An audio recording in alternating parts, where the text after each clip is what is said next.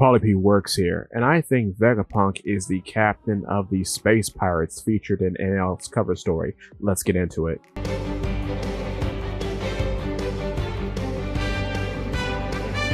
Spoilers for Egghead Island before we go any further.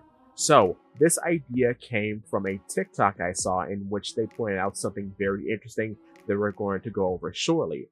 After doing some additional research, I found out that was potentially even more that could be uncovered that I'll be presenting today. With that being said, this video will be in about 2 parts. We're going to go over some interesting things that I found in NL's cover story, and then we're going to talk about some further lore implications based on what this could potentially mean. First off, let's talk about the overall theme. The theme of NL's cover story is providing energy to the lost city of Burka and the various automata that he finds on his adventures.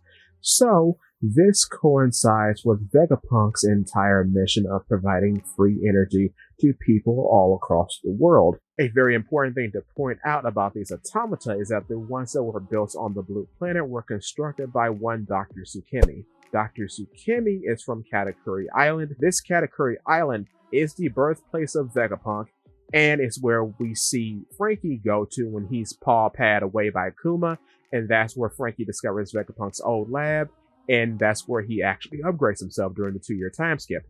This is very interesting because now we're tying the events of NL's cover story directly to the birthplace of Vegapunk. Now, let's talk about the space pirates. The space pirates are the most interesting part of this conversation because this made me actually go research things based on that TikTok I saw. The space pirates are headed presumably by Weasel Pirate in the trench coat. The important thing to note about these characters is that they both wear these tall top hats. On these top hats are the Jolly Roger of a elongated skull and crossbones. This elongated skull looks like no one else other than Vegapunk. Vegapunk notably has this elongated head that gets longer as he gets older, right? So that leads me to believe that these two parties could be in cahoots with one another.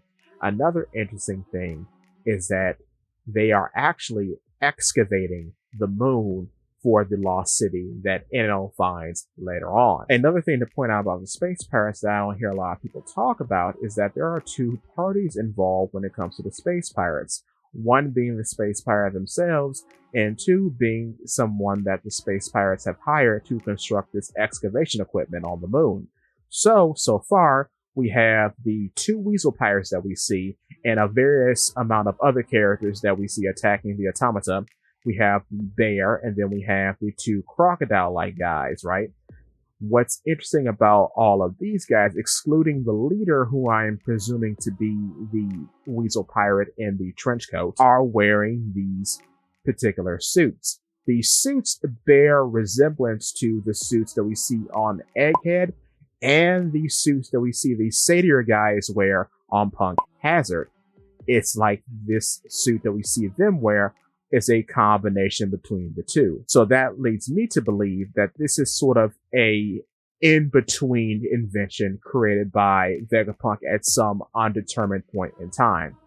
The trench coat that the supposed captain of the space pirate wears does bear some resemblance to the final outfit that we see a lot of characters wear on Egghead. Additionally, we see at the bottom of one of the Weasel Pirate's shoes are little portholes. These portholes bear a resemblance to the boots that come with the various clothing options on Egghead that allow people to float. We see that the space pirate that attacks NL and the space pirate leader wearing the trench coat, and presumably various other space pirates from the automata's recollection of the attack, are all carrying spears.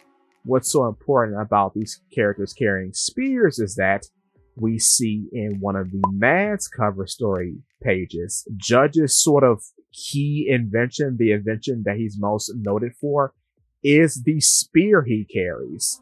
We know at that time that the various members of Mads were comparing notes with one another, so presumably the space pirates were provided the spears via Vegapunk because, of course, Vegapunk knows how to construct these spears via his time with working with Vinsmoke Judge. To wrap things up, the space pirates were created by Vegapunk. Their adventures through space and perhaps the Blue Sea were a means to sustain Vegapunk and provide finances for his research. Also, their mission from Vegapunk most likely was to go to the moon to uncover the secrets of the lost civilization of Burka and find out how they harnessed their energy way back in yesteryear in order to implement those methods. With them gone after NL killed them 2 years ago, this creates problems for Vegapunk, and the resources are drying up, leaving him to only be reliant on what's given to him by the world government. Additionally, I think this will play into the story much later, as now we have a connection between NL and the events that are going on in the story proper. If you like stuff like this, please feel free to check out my YouTube channel, PollyP Works. And if you like what you see, I would appreciate your subscription. Thank you so much. See you next time.